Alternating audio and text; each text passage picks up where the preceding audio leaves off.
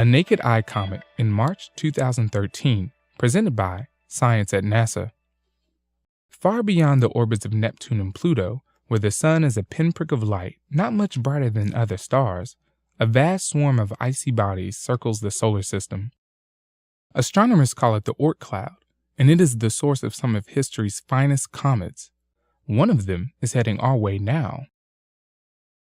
Comet Pan-STARRS was discovered by the Panoramic Survey Telescope and Rapid Response System atop the Haleakala volcano in Hawaii. Astronomers used the massive 1.8-meter telescope to scan the heavens for Earth-approaching objects, both asteroids and comets, that might pose a danger to our planet. In June 2011, a comet appeared, and it was named Pan-STARRS after the acronym for the telescope. In early March, the comet will pass about 100 million miles from Earth as it briefly dips inside the orbit of Mercury. Most experts expect it to become a naked eye object, about as bright as the stars of the Big Dipper. But, says Carl Battams of the Naval Research Lab, prepare to be surprised. A new comet from the Oort cloud is always an unknown quantity, equally capable of spectacular displays or dismal failures. The Oort cloud is named after 20th century Dutch astronomer Jan Oort, who argued that such a cloud must exist to account for all the fresh comets that fall through the inner solar system. Unaltered by warmth and sunlight, the distant comets of the Oort cloud are like time capsules, harboring frozen gases and primitive, dusty material drawn from the original solar nebula 4.5 billion years ago.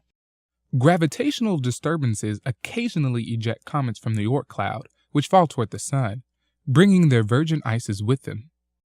Because this is Comet Pan-STARRS' first visit, it has never been tested by the fierce heat and gravitational pull of the sun.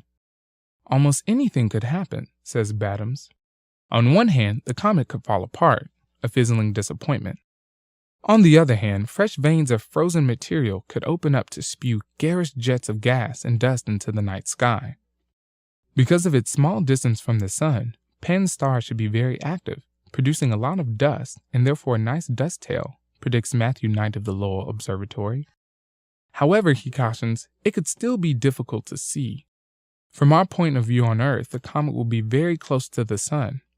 This means that it is only observable in twilight, when the sky is not fully dark.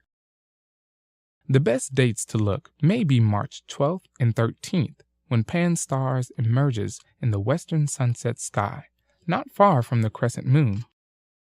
A comet and the moon, together framed by the twilight blue, is a rare sight. My guess is that the primary feature visible to the naked eye will be the gaseous coma around the head of the comet, says Knight. The comet's tail might require binoculars or a small telescope. Two other key dates are March 5th, when the comet comes closest to Earth, about 100 million miles away, and March 10th, when the comet comes closest to the sun. The dose of solar heating it receives just inside the orbit of Mercury could be just what the comet needs to push it into the realm of naked eye visibility. Comet Pan-STARRS should not be confused with another, even better comet coming later this year.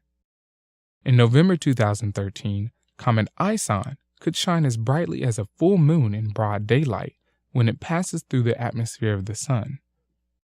Two bright comets in 1 year is a rare treat, says Battams. This could be good. For updates on comets and other objects visible in the night sky, stay tuned to science.nasa.gov.